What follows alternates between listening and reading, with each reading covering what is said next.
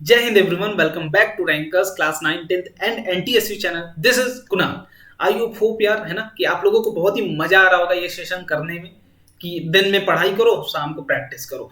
तो जो भी चीज आप पढ़ रहे हो उसकी भरपूर तरीके से प्रैक्टिस हो रही है। कंप्लीट रिवीजन प्लान यार आप लोग हमारे साथ कर रहे हो। देखो, रिवीजन तो आप खुद से भी कर सकते थे, बट एक जो कंटिन्यूटी होती है, दैट इज जो एक बधा होता है ना कि आप बंध चुके हो कि भैया शाम को ये वाला चैप्टर कराएंगे तो मैं भी करता जाऊंगा। ठीक है, तो और परेशान नहीं होना है। काफी बच्चे इस बात को लेकर परेशान है भैया कब तक खत्म होगा। तो देखो, जैसे अभी एनटीएससी की डेट्स नहीं आई है, कुछ भी जैसे डेट्स आती है, लाइक अगर डेट्स आपकी पोस्टपोन होती है, प्रॉपर टाइम मिलता है तो हम इजी वे में जाएंगे। अगर डेट आपकी शिफ्ट होती है then we will think about that कि आपको थोड़ा सा फास्ट चीजें करनी है या फिर थोड़ी सी कम करनी है। वो डिपेंड करेगा आपकी डेट्स पर। तो आप लोग मत परेशान हो, अपनी पढ़ाई एज यूजुअल करते रहो। हमारे ऊपर सब कुछ छोड़ दो, हमारा काम है आपको रिवाइज कराना। बाकी आपको डिस्क्रिप्शन बॉक्स में लिंक मिल जाएगा जहां पर हम इसी चैप्टर का प्रैक्टिस सेशन कर रहे होंगे। तो मेक श्योर कि आप उस पर भी ध्यान दें और आराम से बढ़िया तरीके से वहां से प्रैक्टिस करना शुरू करें। क्लियर? तो ये बात हो गई आपकी प्रैक्टिस सेशन की। आपको लिंक डिस्क्रिप्शन बॉक्स में मिल जाएगा। बाकी इसकी पीडीएफ हम टेलीग्राम ग्रुप में डाल देंगे, उसकी भी लिंक आपको अभी मैं फ्यूचर में भी दिखा दूंगा थोड़ी देर बाद। क्लियर? चलो, तो स्टार्ट करते हैं चैप्टर को बिना देर किए। फोर्स एंड एनएलएम बहुत ही प्यारा चैप्टर है, आराम आराम से करेंगे। तो सबसे पहले इसमें जो समझने की बात हम लोग करेंगे वो किसकी बात कर रहे होंगे? फोर्सेस की बात करेंगे कि व्हाट इज फोर्स। तो फोर्स के बारे में अगर मैं आपसे पूछूं सिंपली, ठीक है, तो सारे बच्चे को पता ही है कि एक तरीके का इफेक्ट, किस तरीके का? पुश इफेक्ट या फिर पुल इफेक्ट। किसी भी बॉडी पर अगर ये दोनों इफेक्ट लगे, लाइक उसको खींचा जाए या फिर उसको ढकेला जाए, तो जो ये इफेक्ट, इसी इफेक्ट को जो हम लगाते हैं उसे क्या बोलते हैं? फोर्स बोलते हैं। बस क्लियर बात? चलो, बहुत ही बढ़िया। और ये किस तरह की क्वांटिटी है? तो it is a vector quantity. पहली बात, जो सबसे बेहतरीन बात है वो क्या? कि it is a vector quantity. Clear बात कि it is a vector quantity. इसकी आगे मैग्नीट्यूड की हम बात करेंगे कैसे निकालते हैं। इसका मतलब क्या है कि इसे डिफाइन करने के लिए you have to know the direction as well as magnitude also. दोनों चीजें आपको पता होनी चाहिए। क्लियर बात? बहुत ही बढ़िया। अब देखो, फोर्स क्या क्या चेंज कर सकता है, थोड़ी सी बात इसके बारे में करते हैं। भाई फोर्स क्या क्या कर सकता है? देखो, फोर्स एक तो क्या कर सकता है भाई? इंक्रीज इंक्रीज कर सकता है क्या? किसी भी बॉडी की स्पीड को इंक्रीज कर सकता है। बोलो, स्क्रीन कर सकता है क्या? मान लो तुम यहां से चल रहे हो, तुम्हारे ऊपर पीछे से कोई धक्का दे दे तो आपकी स्पीड बढ़ जाएगी, ऑब्वियस सी बात है बढ़ जाएगी। Can change the shape, can change the shape, बिल्कुल शेप भी चेंज कर सकता है ना। कोई बॉल ले लो, उसको दबा दो तो उसकी शेप बदल जाती है। ठीक है। Can change volume, volume change कर सकता है क्या? वॉल्यूम चेंज कर सकता है क्या? Think about it and comment it, है ना। थिंक करके थोड़ा सा कमेंट करने की कोशिश करो, क्या वॉल्यूम में चेंज ला सकता है क्या? क्योंकि यहां बड़ा मजा आता है ना। Can increase the speed, decrease speed, दोनों बातें कर सकता है। स्पीड को डिक्रीज भी कर सकता है, क्योंकि बीच बीच में जब कुछ मैं चीजें पूछूंगा ना तो वही बच्चे जवाब देंगे जो जेन्युइन होंगे। तो जो मैंने पूछा उसका जवाब दो। ठीक है, तो ये मेजर टर्म्स है जिनके कारण आपकी आपकी फोर्स क्या क्या कर सकती है, ये वाली काम कर सकती है। तो फोर्स क्या है? पुश और पुल इफेक्ट। ठीक है। और फोर्स की तरीके, किस तरीके की क्वांटिटी है? आपकी वेक्टर क्वांटिटी। यूनिट की बात अभी नहीं करेंगे, आगे कर रहे होंगे। क्लियर? तो अब बात करते हैं टाइप्स ऑफ फोर्स की। तो जिसमें आपकी पहली नेट फोर्स है ना। नेट इफेक्ट के अकॉर्डिंग अगर मैं बात करूं तो नेट इफेक्ट के अकॉर्डिंग क्या होगा आपका? दो तरीके का होगा। पहला दैट इज बैलेंस्ड फोर्स। पहला क्या होगा? Balanced force. दूसरा क्या होगा आपका? That is unbalanced force. दो तरीके के आपके फोर्स मिलेंगे आपको, कहीं अनबैलेंस्ड फोर्स मिलेंगे, कहीं बैलेंस्ड मिलेगा। बैलेंस्ड क्या है भाई? कोई अगर बॉडी पर नेट जो फोर्स लग रहा है, पहली बात की force is a vector quantity, तो डायरेक्शन डिपेंडेंट है। इस चीज को अगर दिमाग में रखेंगे हम लोग तो सारी कहानी आसान हो जाएगी। तो मैंने बोला अगर net force that is balanced, balanced की बात अगर करूं तो यहाँ पे एफ नेट जो होगा, मतलब टोटल जो इफेक्ट उस बॉडी पर लग रहा होगा वो क्या होगा? जीरो। मतलब इधर से मैं खींच रहा हूं तो कोई इधर से भी खींच रहा होगा, अगर मैं इधर से खींच रहा हूं तो कोई इधर से उसको खींच रहा होगा। मतलब नेट इफेक्ट कैंसिल हो रहा है। मतलब उसको ढकेल रहा हूं आगे चलाने के लिए तो उधर से कोई रोक ले रहा है, मतलब मेरा इफेक्ट उस पर कुछ पड़ ही नहीं रहा, मतलब नेट जीरो है। क्लियर? तो यहां पर मैं बोलूं कि इधर से मैं खींच रहा हूं तो कोई जरूर उसको सेम अपोजिट डायरेक्शन, उसी डायरेक्शन के जस्ट अपोजिट डायरेक्शन में कोई उसको सेम फोर्स से खींच रहा होगा। क्लियर बात? तभी आपकी जो नेट फोर्स क्या भाई? नेट फोर्स क्या होता है कि सारे फोर्स का सम, सम ऑफ ऑल फोर्स, और किस तरीके से सम ऑफ ऑल फोर्स कर दोगे विथ प्रॉपर डायरेक्शन। ठीक है, वेक्टर। अगर आप पढ़ोगे sum of all force with direction, that is आपको अगर निगेटिव है, अपोजिट है तो निगेटिव लेंगे, और सेम डायरेक्शन में तो positive, that will give the F net. Clear. और अनबैलेंस की बात करूं तो मैं बोलूं कि अगर इधर एफ लगा है तो ये अनबैलेंस्ड ही एक तरीके का है, मतलब एफ नेट की जो वैल्यू वो जीरो नहीं अगर आती है तो कुल मिला जुला के कि आपकी वैल्यू दैट इज फोर्स क्या है, अनबैलेंस। जैसे मैं बात करूं कि इधर मैंने 10 लगाया था, इधर मैंने 20 लगाया था, फिर इधर मैंने 20 और लगा दिया, तो ध्यान से देखोगे तो 20 इधर से, 10 इधर से और 10 इसमें से कैंसिल करेगा, लेकिन अभी भी इस बॉडी पर इधर की तरफ 10 न्यूटन अभी भी काम कर ही रहा होगा। समझ में बात। तो जब कभी किसी बॉडी पर फोर्स लग रहा हो और उसके कारण उसमें कुछ इंफ्लुएंस दिख रहा हो, दैट इज वो चल रही है, तो मतलब अनबैलेंस्ड फोर्स का केस है वहां पर। चलो बहुत ही बढ़िया।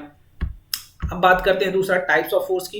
अब यहाँ पर कुछ फोर्स आते हैं कांटेक्ट के अकॉर्डिंग, दैट इज कुछ कांटेक्ट पे डिपेंडेंट होते हैं, जो कि हम जिन्हें नॉर्मल फोर्स बोलते हैं, इनकी डिस्कशन हम बाद में करेंगे। नॉर्मल फोर्स बोलते हैं जो सरफेस लगाता है, नॉर्मल फोर्स जो आपका सरफेस, दैट इज मैं अगर बात करूं या हम जैसे जमीन पर खड़े या फिर हमारा पेन पेपर कहीं भी रखा है, ठीक है, ये रखा है, तो सरफेस क्या करता है, आपके ऊपर एक फोर्स लगाता है आपकी बॉडी पर, जिसे हम नॉर्मल फोर्स, नॉर्मल क्यों बोलते हैं, क्योंकि उस सरफेस के नॉर्मली लगता है किसी भी बॉडी पर। तो normal force, frictional force, frictional force की बात करूं मैं, फ्रिक्शनल फोर्स, तो ये सारे क्या है, कांटेक्ट फोर्स हैं।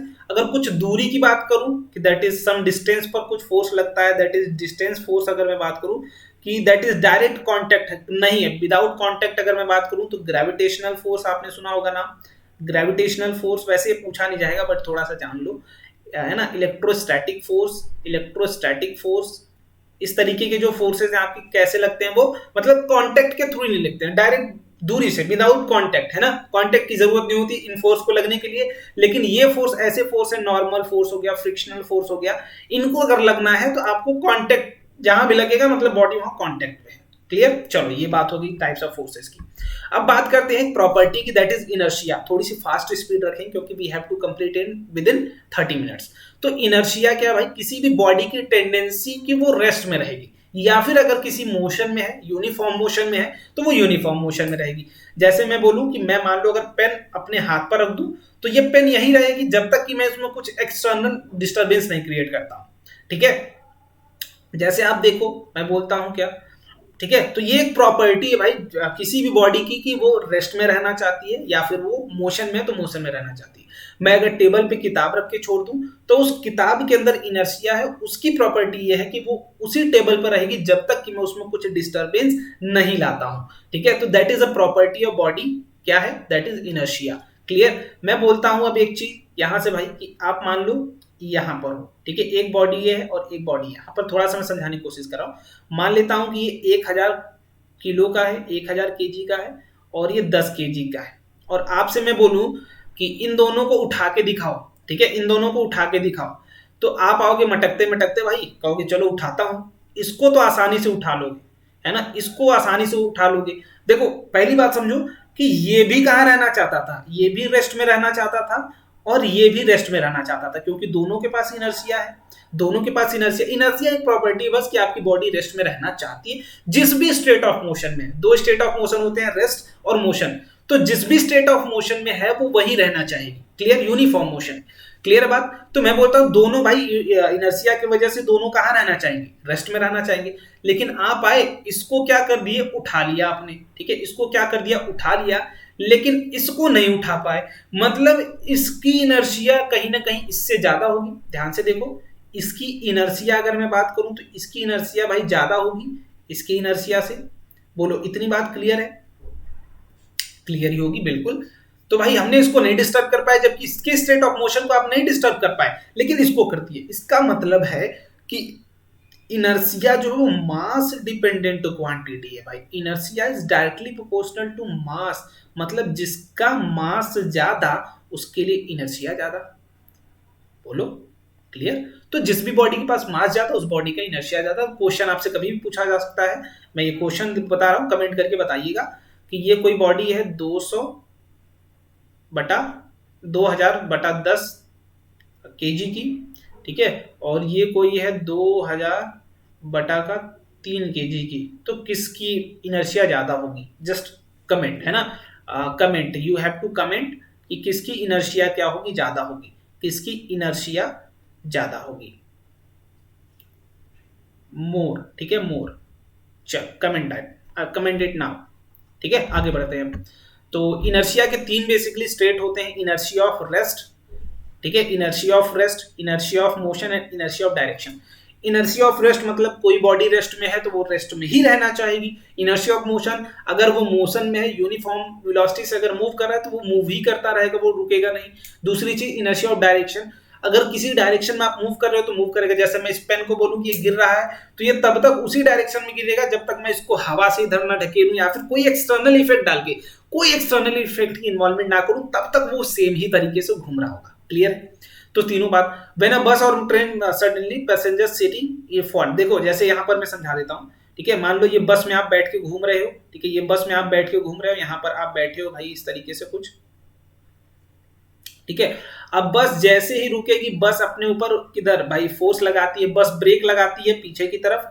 ब्रेक क्या है भाई, एक तरीके का फोर्स ही है पीछे की तरफ, लेकिन आपकी बॉडी कहां भागती है, आगे की तरफ, है ना। आप कहां झुकते हो, आगे की तरफ। ब्रेक लगता है, आप झुकते हो आगे। बेसिकली आप बस की मोशन को अपोज करने की कोशिश करते हो। ठीक है, हमेशा क्या करता है, इनर्शिया अपने आप को रखना चाहेगा उसी स्टेट ऑफ मोशन में। ध्यान से देखो, ब्रेक कहां लगा, पीछे की तरफ बस का, लेकिन आपकी बॉडी ने क्या सोचा कि भाई पीछे की तरफ मेरे ऊपर फोर्स लग रहा है, मैं आगे की तरफ घुस जाता हूं, तो नेट इफेक्ट क्या हो जाएगा, कैंसिल हो जाएगा। सो दैट्स व्हाई हम इनर्शिया को मेंटेन करने के लिए हमारी बॉडी आगे जाती है। Clear? Inertia of motion suddenly passenger forward direction due to inertia of motion. Clear? दोनों बातें यहीं पर है। चलो आगे बढ़ते हैं। ठीक है, अब यहां से आते हैं एनएलएम की बात करते हैं। अब फोर्स की कहानी खत्म, फोर्स की कहानी खत्म है। टेंशन इन स्प्रिंग में अलग से पढ़ाऊंगा, क्योंकि आई नो यहाँ पर पढ़ाने बैठूंगा तो बहुत ही लंबा चला जाएगा, सो लीव दैट। ठीक है, यहाँ पर जाएगा Newton's first law of motion. Newton's first law of motion मतलब न्यूटन साहब ने 3 लॉ दिए थे मोशन के आधार पर। चौथा लॉ मत पढ़ना कि exam is inversely proportional to that is, क्या होता है ना कुछ इस तरीके से, नंबर ऑफ टाइम्स करके कुछ था, एक बच्चे ने भेजा था। तो चौथा लॉ नहीं पढ़ना, 3 ही लॉ पढ़ने हैं, 3 ही आपके लिए एप्लीकेबल है, 3 ही आपको पढ़ने। ठीक है, हाँ चलो। तो यहाँ फर्स्ट लॉ की बात करते हैं। इन्होंने मोशन के ऊपर जो पहला लॉ दिया था वो क्या दिया था कि कोई भी बॉडी अगर रेस्ट में है तो वो रेस्ट में रहेगी। ठीक है, कोई भी बॉडी अगर रेस्ट में है तो वो रेस्ट में रहेगी, या फिर अगर यूनिफॉर्म मोशन में है मतलब कांस्टेंट स्पीड से अगर मूव कर रही है तो वो उसी स्टेट ऑफ मोशन में रहना चाहेगी जब तक कि उस पर कुछ हम एक्सटर्नल इफेक्ट नहीं डालते। क्लियर है बच्चों? बहुत ही बढ़िया। जैसे अगर इस टेबलवा पर आप कुछ रखे हैं मेरे भैया, ठीक है, इस टेबल पर कुछ रखे हैं, किताब रखे हैं, तो ये किताब तब तक वहां रहेगी जब तक आपकी दिमाग में कुछ चुल ना मचे और इसको आप धक्का ना दे दें। ठीक है, और मैं अगर कुर्सी पर बैठा हूं तो मेरा दिमाग जब तक करेगा तब तक मैं बैठा रहूंगा, जैसे ही दिमाग बोलेगा उठो मैं उठ जाऊंगा। तो जब तक अपने एक्सटर्नल इफेक्ट नहीं डालोगे तब तक कुछ और नहीं चेंज होगा। क्लियर? तो this is also called the law of inertia. तो बहुत ही सिंपल है भाई कि अगर कोई बॉडी अगर वी स्पीड से मूव करिए तब तक मूव करेगी जब तक आप आगे से आके हैं करके ऐसे रोकने दिए उसको, है ना। वो आ रहा है आओ, रोक दिए, तब तक जब तक उसको रोकोगे नहीं आप तब तक। क्लियर बात? और ये रेस्ट में तो रेस्ट में ही रहेगी। तो ये सिंपल सा लॉ है। इसके बाद बात करते हैं मोमेंटम की कि व्हाट इज मोमेंटम। तो मोमेंटम इज अ वेरी, बहुत ही प्यारा टर्म है, दैट इज सिंपल सी इसकी बात बोलूं मैं, क्वांटिटी ऑफ मोशन। इसकी क्या बात है भैया, इसका क्या मतलब है, क्वांटिटी ऑफ मोशन के क्या मतलब है भैया, ध्यान से देखो बचवा। क्वांटिटी ऑफ एनी सब्सटेंस, जैसे मैं बात करूंगा चीनी की तो आप बोलते हो केजी में, वैसे अगर मोशन की क्वांटिटी को क्या बताता है, मोमेंटम बताता है, जिसे हम P से डिनोट करते हैं। और ये भाई साहब भी अपनी वेक्टर क्वांटिटी होते हैं। क्लियर है? वेक्टर क्वांटिटी होते हैं। और जो हमारी क्वांटिटी ऑफ मोशन है वो किन किन बातों पर डिपेंड करती है, तो ये P बराबर मास पर डिपेंड करती है और उसकी वेलोसिटी पर डिपेंड करती है, बस 2 चीजें। और बेसिकली हमें डायरेक्शन किसकी देखनी होती है, वेक्टर क्वांटिटी, तो direction only for velocity, due to the product of velocity हम क्या करते हैं, this is the vector quantity. Clear? बहुत ही बढ़िया। और हमेशा मोमेंटम की डायरेक्शन कैसे, किस आधार पर चूज करोगे, तो वेलोसिटी के आधार पर। क्लियर बच्चा? क्लियर है? चलिए, अगर मैं बोलूं कि कोई एक बॉडी है 1 kg का और कोई एक बॉडी है 2 kg का, ध्यान से आपके लिए क्वेश्चन है, ये मूव कर रहा है 2 मीटर पर सेकेंड स्क्वायर से और ये मूव कर रहा है 3 मीटर पर सेकेंड स्क्वायर से। क्लियर? 3 मीटर पर सेकेंड स्क्वायर से। तो किसका मोमेंटम ज्यादा होगा, P1 का मोमेंटम ज्यादा होगा।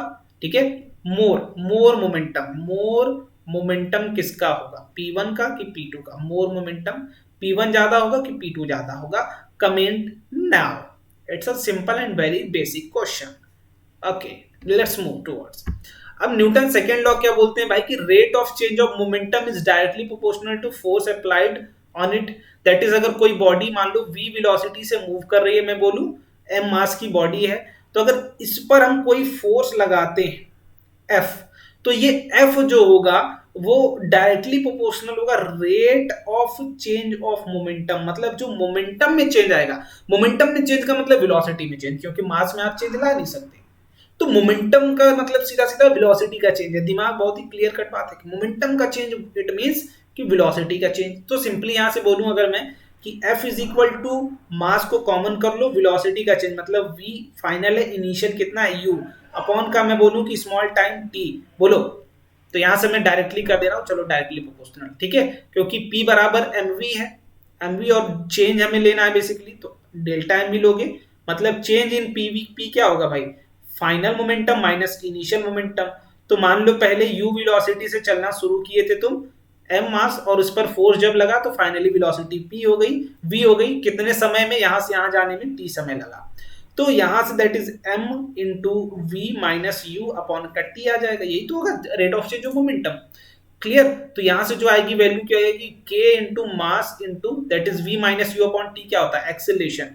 तो यहां से k into m into a आएगी, और जब आप सब कुछ फोर्स बराबर 1 न्यूटन रखें, मास बराबर 1 kg रखें, और एक्सेलरेशन अगर 1 होगा दैट इज, तब उसके लिए k की वैल्यू क्या आ जाती है 1। So that's why we get की F net is equal to mass into acceleration. ध्यान रखिएगा कि एफ नेट, समझ में आई बात, F net not individual force. किसी बॉडी पर अगर मल्टीपल फोर्सेस लग रहे हैं, so just you have to consider net force, ठीक है। यहां पर भी मैं लिख देता हूं कि this will be the net force. Clear, net force, always you have to take net force.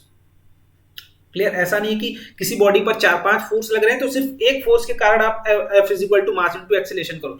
Net force उस बॉडी पर कितना लग रहा है, that will be the mass into acceleration के लिए रिस्पॉन्सिबल होगा। क्लियर, इसका कहने का क्या मतलब है कि कहीं किसी बॉडी पर अगर फोर्स लग रहा है तो उस बॉडी के पास क्या होगा, एक्सेलरेशन, क्योंकि mass is a constant quantity. मतलब किसी पर फोर्स लगा तो दैट हैव एक्सेलरेशन। क्लियर बात। अगर आप बोले इनडायरेक्टली डायरेक्टली कि एक्सेलरेशन है किसी बॉडी के पास, तो उसके ऊपर फोर्स लग सकता है, फोर्स हो सकता है। अगर फोर्स लगा दिया किसी बॉडी पर, दैट मींस उसके पास एक्सेलरेशन भी होगा। चलो आगे। क्लियर, तो ये कुछ था हमारा, दैट इज। अब मैं यहां से क्वेश्चन और आपसे पूछ ही लेता हूं, दैट इज, ठीक है, कुछ पूछ ही लेता हूं कि पहले आपकी बॉडी का दैट इज मास था m, तो अभी भी रहेगा, मास यहाँ पर अभी भी रहेगा। u बराबर मैंने 10 मीटर पर सेकेंड स्क्वायर दिया है, और बाकी मैंने v दे दिया 5 मीटर पर सेकेंड स्क्वायर। तो और यहाँ से आने में जाना पता लगा है आपके पास, मास आपको दे देता हूं मैं, मास इज इक्वल टू क्या है 2 kg। क्लियर, तो समय लगा मान लो 3 सेकेंड समय लगा। So find force applied on body, कितना फोर्स आपने लगाया होगा, विथ डायरेक्शन आपको बताना है, विथ डायरेक्शन। मान लो कोई बॉडी इस तरीके से मूव कर रही थी, u बराबर 10 मीटर पर सेकेंड से, तो मैं किस डायरेक्शन में फोर्स लगाऊं कि ये इनिशियल पॉइंट बन जाए, हमारा इनिशियल पॉइंट बन जाए, और ये वाला फाइनल पॉइंट। तो आपको ऑब्वियस सी बात है, डायरेक्शन ऑफ फोर्स तो पहले दिमाग में आ गया होगा क्या है, वो तो वेलोसिटी देख के बता दोगे। चलो इतनी हेल्प मैं कर दे रहा हूँ। बाकी इस पूरे सेशन की पीडीएफ लिंक आपको रैंकर्स एनटीएससी 2023 ग्रुप में मैं डाल दूंगा, और previous I think previous class की मैंने नहीं डाला है, बट आज मैं उसको डाल दूंगा। Newton's third law of motion, Newton's third law of motion क्या था कि ये बहुत ही सिंपल बात है भाई, कि अगर तुम अपने दोस्त को तमाचा मारोगे, अगर अपनी बराबरी का है तो वो तुम्हारे ऊपर तमाचा मारेगा। बट न्यूटन साहब ने बोला कि ये बात नहीं भाई, तुम कमजोर को भी मारोगे तो वो तुम्हें मारेगा। मतलब इनके लिए फिजिक्स का क्या मतलब था कि अगर आप किसी दीवार पर खड़े होकर धक्का दे रहे हैं, इधर एफ की तरफ फोर्स लगा रहे हैं, तो ये दीवार अब आपकी तरफ फोर्स लगाएगा। तो इस बात को थोड़ा सा गौर करिएगा कि अगर आप फोर्स किस पर लगा रहे हैं, दीवार पर, और दीवार किस पर फोर्स लगा रही है, आप पर, और दोनों का मैग्नीट्यूड क्या होगा, सेम होगा। Direction will be opposite but magnitude will be same. और दूसरी बात कि फोर्स एक्टेड, फोर्स जो लगेगा, force acted will be on different bodies. इस चीज का बड़ा ध्यान रखिएगा, क्योंकि यहां पर आप लोग काफी बार कंफ्यूज होते हो कि जो फोर्स लगेगा वो सेम बॉडी पर कभी नहीं लगेगा। देखो, आप खड़े होकर दीवार पर फोर्स लगाए, दीवार ने किस पर लगाए, आप पर लगाए, समझे बात को, कि एक फोर्स दीवार पर लग रहा है, एक फोर्स आपकी तरफ लग रहा है। तो ये हर केस दैट इज जो भी आप यहाँ पढ़ते हो वो सारे के सारे इस तरीके से, आप दीवार को प्रेस करोगे दीवार आपके ऊपर धक्का देगी, आप कहीं पर भी जाओगे कहीं पर भी धक्का दोगे तो आपके ऊपर धक्का लगेगा ही लगेगा। क्लियर है मेरे भाई दोस्त। अब यहाँ पर एक स्पेशल केस दैट इज जो है कि अगर मैं ग्राउंड पर खड़ा हूं तो मेरे ऊपर जो नॉर्मल फोर्स ग्राउंड लगाएगा that is normal reaction force जो ग्राउंड लगाएगा मेरे ऊपर एन ऊपर की तरफ और ग्रेविटी के कारण mg नीचे की तरफ। तो क्या ये एक्शन रिएक्शन पेयर है? इस फोर्स में दैट इज जो फोर्स होते हैं उन्हें एक्शन एंड रिएक्शन पेयर भी बोला जाता है। तो मे बी फोर्सेस को एक्शन रिएक्शन पेयर के नाम से आपसे पूछ दिया जाए ये है कि नहीं, तो ध्यान से देखो कि भाई ये वाला फोर्स कौन लगा रहा है, तो बोलेंगे ये वाला फोर्स तो ग्रेविटी लगा रही है हमारे ऊपर, और ये वाला एन बी क्या लग रहा है, सरफेस लगा रहा है, वो भी हमारे ऊपर ही। तो सिंपल सी बात है भाई, दोनों फोर्सेस एक ही बॉडी पे लग रहे हैं, मतलब ये एक्शन रिएक्शन पेयर नहीं है। क्लियर। और ये न्यूटन्स थर्ड लॉ के लिए एकदम वैलिड नहीं है कि आप इस तरीके से कुछ बोल पाए, ठीक है। या फिर अगर आप बोलोगे कि एग्जांपल इसका बताइए, आप नदी में अगर तैरते होंगे, ध्यान होगा अगर आपको तैरते हैं तो आप नदी के पानी को धक्का देते हैं तो पानी आपको धक्का देता है, आप नदी के पानी को धक्का देते हैं नदी आपको धक्का देती है। तो ये एक एग्जांपल है, दैट इज बेसिक्स एग्जांपल, ठीक है। चलो खत्म करो। अब आते हैं बात इम्पल्स पर, ठीक है। अब आई थिंक अब इसमें कुछ बचा नहीं होगा, आई थिंक मोमेंटम वगैरह में कुछ नहीं बचा होगा, ठीक है। चलो तो रिवाइज करा देता हूं, दैट इज इनर्शिया क्या था, तो inertia directly proportional to mass था, और एफ नेट की क्या वैल्यू थी, तो एफ नेट बराबर मास इनटू एक्सेलरेशन थी। बस इतनी कहानी खत्म। क्लियर। अब आ जाओ इधर, इम्पल्स की बात करते हैं कि इम्पल्स क्या है। देखो इम्पल्स में अगर बात करूं तो इम्पल्स दैट इज एक तरीके का आपका मोशन की क्वांटिटी में चेंज, ठीक है। अगर इम्पल्स की बात करूं तो मोशन की क्वांटिटी में चेंज, ये क्या है भाई, इम्पल्स दैट इज जिसे हम जे से दिखाते हैं। इनका कहने का मतलब कि बहुत ही लार्ज क्वांटिटी ऑफ फोर्स अगर बहुत ही छोटे समय के लिए मैं लगा दूं तो वो क्या कहलाता है, इम्पल्स कहलाता है। और ये जो फोर्स आप लगाते हैं इस फोर्स को क्या कहते हैं हम, इम्पल्सिव फोर्स। इस फोर्स को क्या कहते हैं हम, इम्पल्सिव फोर्स। क्लियर। मतलब जैसे यहां पर मान लो बॉल आई और आपने बहुत ही तगड़ा फोर्स इस पर लगाया, बहुत ही तगड़ा फोर्स लगाया, ठीक है। और जैसे ही फोर्स आपने लगाया उसके बाद आपकी बहुत ही मतलब बहुत ही लार्ज अमाउंट ऑफ फोर्स उस बॉडी पर लगा और बहुत ही छोटे समय के लिए लगा, ठीक है। तो देखो इसकी भाई यहां पर आएगा, जैसे ही आप इसको मारेंगे इस बॉल को, ये इधर चला जाएगा तो मोमेंटम में कुछ चेंज आएगा। तो बेसिकली जो जे होता है वो क्या दिखाता है, हमारा चेंज इन मोमेंटम को भी बताता है, और इसको आप प्रूव कर सकते हैं यहां से भी, ठीक है। यहां से भी कि large of amount that is क्या होता है, J is equal to mass into acceleration into time. तो एक्सेलरेशन इंटू टाइम क्या हो जाएगा, that is change in time है, तो that this will be mass into change in velocity which is equal to change in momentum. तो यहां से भी आप पता लगा सकते हो इम्पल्स की value that is change in momentum, मतलब change in quantity of motion ही क्या है, इम्पल्स। बट जो बहुत ही short time, no doubt change in momentum, but कब, वो जब चेंज आए बहुत ही शॉर्ट टाइम में। इस बात का ध्यान रखिएगा कि चेंज इन मोमेंटम ही होता है लेकिन बहुत ही शॉर्ट टाइम में जब वो मोमेंटम चेंज हो तब। जैसे जब आप बॉल को मारेंगे तो हो सकता है कि 0.01 सेकंड में आपका कांटेक्ट हो जाए बॉल से और बॉल आपके बैट से लग के चली भी जाए। जैसे या फिर कोई गाड़ी है, ठीक है, ये दीवार है, अगर यहाँ से गाड़ी जाके इससे टकराए तब बहुत ही क्षण सेकंड के लिए, या फिर घूसा मार दूं आपको तभी आपके इंपल्स लगेगा आपके ऊपर। तो वो सारे क्या है, इंपल्सिव जो बहुत ही शॉर्ट टाइम में आपके मोमेंटम को चेंज करते हैं, बस। Clear. Law of conservation of linear momentum, linear momentum की मैं बात सीधी कर चुका हूं कि P बराबर मास इनटू वेलोसिटी। जहां पर लीनियर वेलोसिटी की आप बात करेंगे वो लीनियर मोमेंटम होगा, और जहां पर एंगुलर वेलोसिटी की बात करेंगे V is equal to V को ओमेगा r प्लेस कर दोगे आप, ठीक है। तो इसको मैं भी समझा दूंगा, एक सेकंड जस्ट रुक जाओ। Law of conservation linear momentum क्या बोलता है भाई कि अगर कोई एक्सटर्नल फोर्स आप नहीं लगाते हैं तो वेलोसिटी हमारी बॉडी की कांस्टेंट ही रहेगी। ये हमने न्यूटन बाबा ने बताया है कि मान लो कोई अगर मोमेंटम किसी बॉडी का इनिशियली मोमेंटम है मास इनटू वेलोसिटी, तो यही मोमेंटम फाइनली भी होगा। कैसे, देखो ध्यान से, बाबा यहाँ पर मोमेंटम क्या भाई, मास तो कुछ चेंज होगा नहीं, वेलोसिटी में ही चेंज आ सकता है। और न्यूटन बाबा ने बोला था कि जब तक इस पर कोई दूसरा फोर्स नहीं लगाते हैं हम दोस्त, जब तक हम इस पर एक्सटर्नल फोर्स नहीं लगाएंगे तब तक ये कांस्टेंट वेलोसिटी से ही मूव करेगी। क्लियर बात। तो कोई एक्सटर्नल फोर्स नहीं अगर आता है तो we can apply the law of conservation of linear momentum, कि मतलब इनिशियल जितना भी टोटल मोमेंटम होगा बॉडी का वही फाइनल होगा ड्यूरिंग द प्रोसेस। समझ में आई बात, समझ में आई, बस इतना था कि that is change in momentum क्या होगा हमारा इस केस में 0 होगा। चेंज इन मोमेंटम क्या होगा 0 अगर एफ एक्सटर्नल की भी वैल्यू क्या है 0, दैट इज कोई एक्सटर्नल फोर्स नहीं लगाए हैं आप। बस इतनी बात है। इसके लिए कुछ हम ये कहाँ यूज करते हैं, इसका यूज हम अलग अलग करते हैं, कोलिजन में करते हैं, जैसे टकराव अगर कभी हो गया बॉडी का, ठीक है। मान लो एक एग्जांपल लेके देखो कि ए है कोई बॉडी, ये मूव कर रही है v1 स्पीड से, और ये कोई बॉडी है b, ये क्या है भाई u बराबर 0 पे रुकी हुई है। आप गए इससे टकराएं, मास a और b ही कंसिडर कर लेंगे। मास, चलो मास ma ले लो, इसका मास mb ले लो। आप इससे टकराए और आप टकराने के बाद आप तो रुक गए, ए वाला क्या हो गया भाई रेस्ट में आ गया, लेकिन बी वाला किसी v वेलोसिटी से चलने लगा। तो ये कब पॉसिबल है, ये निकालने के लिए हम क्या करेंगे, हम कंसिडर करेंगे इसको एक सिस्टम की तरह। हम इसको कंसिडर करेंगे एक सिस्टम की तरह कि ये एक सिस्टम था और ये इनिशियल पॉइंट था और टकराने के बाद का ये फाइनल पॉइंट था। तो मैं बोलूंगा जो पूरे सिस्टम का इनिशियल मोमेंटम होगा वही फाइनल होगा पूरे सिस्टम का।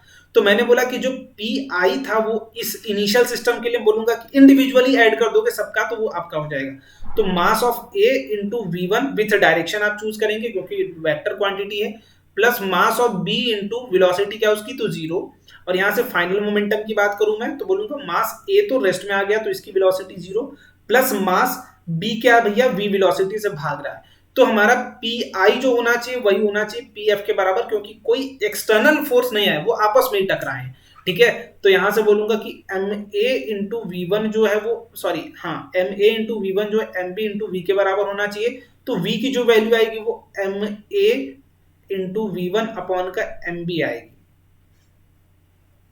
बोलो यही आएगी, है ना, यही आएगी। और यही एक चीज भी है, यही आपको संभालने के लिए और यही तरीके आपको लगाने के लिए। और भी एग्जांपल है भाई, जैसे मान लो ये बुलेट है, ठीक है, ये बुलेट है, कोई गन से आपने फायर किया और ये ब्लॉक यहाँ पर रखा हुआ है, ठीक है। अब आपसे क्वेश्चन पूछा जाता है कि मान लीजिए ये मास ऑफ बुलेट ले लो, v वेलोसिटी ऑफ बुलेट ले लो, और इसको velocity of that is block ले लो, ब्लॉक को bl से दिखा देता हूँ, और मास ऑफ bl, ठीक है, ब्लॉक। तो ये इस तरीके से गिवन है आपको। अब बोला जा रहा है भाई कि जैसे ही ये गया, ये ब्लॉक के अंदर ही क्या हो गया, ब्लॉक के अंदर आपकी बुलेट बैठ गई। तो अब बताइए दोनों अब किस वेलोसिटी से जा रहे होंगे। देखो लकड़ी है, लकड़ी में गोली मारे, गोली जाके लकड़ी में बैठ गई तो लकड़ी के साथ जा रही होगी ना गोली, तो उसका v वेलोसिटी से जा रही है। तो अब बताइए कैसे आप निकालेंगे। तो इसके लिए भी आपका मोमेंटम कंजर्वेशन ही देखेंगे। क्यों, क्योंकि अभी भी बचवा एक्सटर्नल फोर्स 0 है। तो एक सिस्टम ये मानो कि भैया ये वाला इनिशियल केस था जब हमने फायरिंग किया, अब टकराने के बाद का ये केस फाइनल हो गया। तो इनिशियल मोमेंटम देख लो, पी आई कितना होगा, mass of bullet into velocity of bullet, plus mass of block क्या था भाई 0 इंटू 0, क्योंकि वेलोसिटी इसकी 0 थी आपकी इनिशियल में, ठीक है, इनिशियली में 0 थी। अब फाइनल मोमेंटम की बात करूं मैं तो बोलूंगा कि भैया मास ऑफ बुलेट और प्लस मास ऑफ क्या है भाई दैट इज ब्लॉक, दोनों आपस में ऐड हो गए। क्योंकि भाई पूरे देखो, अगर मैं बोलूं कि एक डब्बा लो, उसके अंदर अगर क्वाइन रख दोगे तो अब डब्बे का वजन लोगे तो क्वाइन का वजन और डब्बे का वजन दोनों आएगा। तो वैसे ही जब इसके अंदर वो जाके बैठ गया है, ठीक है, वो इंसर्ट हो गया, तो दोनों का मास लोगे, m B plus mass of block लेंगे, और वो दोनों किससे मूव कर रहे हैं, एक वेलोसिटी से, दैट इज v से ही मूव कर रहे हैं। बस हो गई कहानी, बराबर कर लो। तो M B into V B बराबर M B plus M B L हो जाएगा इंटू वी। तो यहां से देखोगे तो v की जो वैल्यू आएगी वो M B into V B upon का M B plus M B L, ये आ जाएगी। क्लियर। तो इस तरीके से कभी एक्सप्लोजन ऑफ बॉम्ब पे क्वेश्चन बना या फिर कुछ भी बने तो सारी की सारी कहानी वहीं से निकलती है। अभी लास्ट में मैं बता दूंगा रिकॉइल वेलोसिटी ऑफ गन कैसे निकालते हैं, ठीक है, और ये कुछ that is a contact force कैसे निकालते हैं, इस तरीके का क्वेश्चन अगर कभी गिवन हो तो एक छोटा सा आपको शॉर्ट ट्रिक बता देता हूं, वो अप्लाई कर लेना। दो बॉडी अगर कभी भी कांटेक्ट में रखे हो और दोनों पर एक ही फोर्स लग रहा हो F, ठीक है, तो जो दैट इज अगर A एक्सेलेरेशन से ही दोनों चलेंगी तो A की वैल्यू क्या होगी, तो F फोर्स अगर लग रहा है दोनों पर तो m1 प्लस m2 क्या हो जाएगा, दोनों का एक्सेलरेशन। अगर मान लो मैंने पूछा कि इसके बीच में जो इस पर m1 पर जो फोर्स लग रहा है, फोर्स ऑन 1 जो लग रहा होगा वो क्या होगा, तो मास m1 इंटू a कर देंगे which is equal to mass m1 into f upon का m1 प्लस m2, ठीक है, क्योंकि दोनों एक ही एक्सेलरेशन से जा रहे होंगे। f2 की वैल्यू बात करोगे तो जस्ट यहाँ पर m2 इंटू f अपॉन का m1 प्लस m2 हो जाएगा। क्लियर। खत्म कहानी, दोनों के बीच का नॉर्मल फोर्स इसी तरीके से निकल जाता है।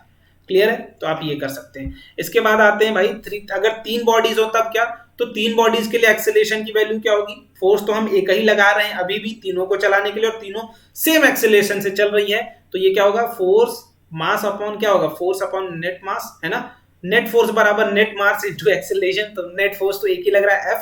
अब यहां से अगर F1 की वैल्यू पूछी जाए तो आप कैसे निकालोगे? तो बोलेंगे भैया M1 इंटू क्या होगा? F upon M1 plus M2 plus का M3। क्लियर है बच्चा? अगर F2 होगा तो ये क्या होगा? थोड़ा सा कमेंट करने की इच्छा जरूर जाहिर करिएगा। अगर नहीं आएगा तो I will discuss in class in evening. ठीक है? ठीक है ना बच्चा? क्योंकि थोड़ा सा दिमाग कॉमन सेंस की जरूरत पड़नी है। चलो और एक और टर्म समझ लो, और एक टर्म समझ लो यहाँ पर। दैट इज, मैंने बोला कि भाई इस तरीके से आपकी है कि सिस्टम रखा हुआ है, रस्सी से बांध के रखा हुआ है, तो F फोर्स आपके पास है। ठीक है? मतलब टोटल आप किससे खींच रहे हो? F से। तो टेंशन की आपकी वैल्यू कभी पूछी जा सकती है, तो टेंशन की वैल्यू क्या हो जाएगी? अगर मैं बोलूं कि दैट इज आपके पास ए की वैल्यू पहले निकालो, ए की वैल्यू अगेन आप बोलोगे कि F से ही टोटल देखो फोर्स कितना लगा रहे हो, तो टोटल एक ही फोर्स लगा रहे हो F, और टोटल कितने मास है? M1 प्लस M2 प्लस का M3। अगर यहां से T1 टेंशन 1 की वैल्यू पूछ दी जाए तब क्या बोलोगे? कि भैया ये टेंशन 1 किसको किसको चलाने के लिए काबिलियत रखता है? ध्यान से देखो, ये टेंशन 1 किसको चलाने की काबिलियत रखता है? एक सेकेंड, हाँ, ये टेंशन 1 किसको चलाने की काबिलियत रखता है? इनमें इनमें इनमें। ध्यान से देखो, थोड़ा सा दिमाग दौड़ाओगे आ जाएगा आंसर। किनको किनको चलाने की काबिलियत रखता है? टेंशन 1। अगर आप टेंशन 1 खींच रहे हो तो बेसिकली किनको किनको चलाने की काबिलियत रखता है? अगर ये दिमाग में आ गई तो बस पूरी पूरी कहानी खेल ले जाओगे। बोलो बोलो बोलो। चलो, ये एक छोटा सा मैं सस्पेंस बनाता हूं, ठीक है? क्योंकि ये मजा आएगा। इसको एक कॉन्सेप्ट की तरीके है, इसको हम लोग इवनिंग में सीखेंगे। ठीक है? इवनिंग में टेंशन इन फोर्स, इवनिंग में। ये भी आपके लिए अभी एक दैट इज होमवर्क की तरह ही है। कमेंट करके जरूर बताना, अगर ना आए तो just wait for my answer. अभी बता दूंगा तो मजा नहीं आएगा, है ना? अभी बता दूंगा तो मजा नहीं आएगा, तुम इवनिंग क्लास में आओगे नहीं। और ये बहुत इंटरेस्टिंग है। पहले मैं आपको टेंशन बताऊंगा क्या होगा, स्ट्रिंग में टेंशन क्या होता है, फिर ये वैल्यूज बताने की कोशिश करूंगा कि T1 की वैल्यू क्या होगी, T2 की वैल्यू क्या होगी और T3 की वैल्यू क्या होगी, तीनों वैल्यूज क्या क्या होंगी। क्लियर? ये बात हो गया। अब यहाँ से एक टर्म और बच जाता है, दैट इज रिक्वायल वेलोसिटी। मुझे पता है कि आधा घंटा क्रॉस हो रहे हैं, इसीलिए मैंने उसको छोड़ दिया। ठीक है? Recoil velocity. देखो, गन दैट इज जब आप फायर करते हैं, ठीक है, गन आप जब फायर करते हैं, ये वाली गन मैंने फायर किया तो बुलेट कुछ इसमें से निकलती है बाहर की तरफ। ये क्या है भाई? बुलेट। इसकी वेलोसिटी वीबी है, मान लो बुलेट की वेलोसिटी ये है। और इसके दैट इज जब हम मारते हैं, देखो जब भी मारोगे तो जस्ट अपोजिट, आपने किसके ऊपर? बुलेट के ऊपर फोर्स लगाया, तो बुलेट भी आपके ऊपर फोर्स लगाएगा, तो आपकी वेलोसिटी कुछ पीछे जाएगी, दैट इज गन की वेलोसिटी। ये क्या होगी? गन की वेलोसिटी। और यही गन की वेलोसिटी जो होती है, यही हम बोलते हैं इसे ही रिकॉइल वेलोसिटी ऑफ गन बोलते हैं। इसको कैसे निकालेंगे आप? अगेन अगर आप ध्यान से देखो तो यहाँ पर कोई भी तरीके का मोमेंटम में चेंज नहीं, दैट इज कोई एक्सटर्नल फोर्स नहीं। आपने गन दबाया, गन की वजह से बुलेट फायर हुई। तो मैंने बोला कि भाई इनिशियली सब कुछ जीरो था, सबकी वेलोसिटी क्या थी? सब कुछ इनिशियली सारी वेलोसिटी जीरो थी। बट फाइनल केस की बात करूं तो फाइनल केस में क्या हुआ? तो फाइनल केस में गन जो है वो इधर की तरफ भाग रही है और बुलेट इधर की तरफ भाग रही है। तो फाइनल मोमेंटम क्या होगा? तो ध्यान से देखो, अगर इधर वाली को मैं पॉजिटिव डायरेक्शन मान लूं तो velocity of bullet into mass of bullet minus velocity of gun into mass of gun, यही होगा। और इनिशियल मोमेंटम क्या था? तो इनिशियल मोमेंटम जीरो, क्योंकि सब कुछ गन के अंदर ही रखा था, गन भी आराम से रखा था, गन के अंदर बुलेट आराम से रेस्ट पे थी। तो टोटल इनिशियल मोमेंटम जीरो, तो दोनों को जीरो कर दोगे तो वीबी एमबी वीबी बराबर एमजी वीजी। तो यहां से वेलोसिटी ऑफ गन निकालनी है हमें, तो velocity of gun will be MB upon का एमजी इंटू वीबी। अगर ध्यान से ये रिलेशन देखेंगे तो आपको पता चलेगा कि हम जब फायर करते हैं तो क्यों बुलेट की वेलोसिटी ज्यादा होती है एज कंपेयर टू गन, है ना? क्यों? क्योंकि मास ऑफ गन बहुत ही ज्यादा होता है, due to that velocity of gun कम हो जाता है ना? बुलेट के रिस्पेक्ट में गन का मास ज्यादा, सो दैट्स व्हाई गन की जो वेलोसिटी होती है वो बहुत ही कम हो जाती है। तो रिक्वायर्ड वेलोसिटी ऑफ गन क्या होगी? वीजी बराबर m of bullet upon mass of gun into velocity of bullet. बस ये होगी आपकी क्या, रिक्वायर्ड वेलोसिटी ऑफ गन। तो ये रही पूरी की पूरी बात। आई थिंक पूरी की पूरी बात समझ में आ गई होगी। जिन बच्चों को ना समझ में आई हो बेटा, ये पूरी की पूरी नोट्स मैं टेलीग्राम ग्रुप में डाल दूंगा, सो मेक श्योर आप जरूर करें। और आज के प्रैक्टिस सेशन में आना ना भूलें, लिंक आपको डिस्क्रिप्शन बॉक्स में मिल जाएगा मेरे भाई, ठीक है, डिस्क्रिप्शन बॉक्स में। और आई थिंक कि मैंने आपको बहुत ही शॉर्ट टाइम में फुल रिवीजन कराने की कोशिश भी की है, ठीक है। Full link that is practice session की जो लिंक है वो आपको डिस्क्रिप्शन बॉक्स में मिल जाएगी। क्लियर है मेरे भाई? चलो, practice session link in description box, make sure to join and बढ़िया तरीके से बस पढ़ाई करते रहे। और कोई भी डाउट आए तो जरूर हमसे शेयर करके बताएं कि भैया this is my doubt, can you please clear it, and I am all है ना available 24/7 to clear all your doubts.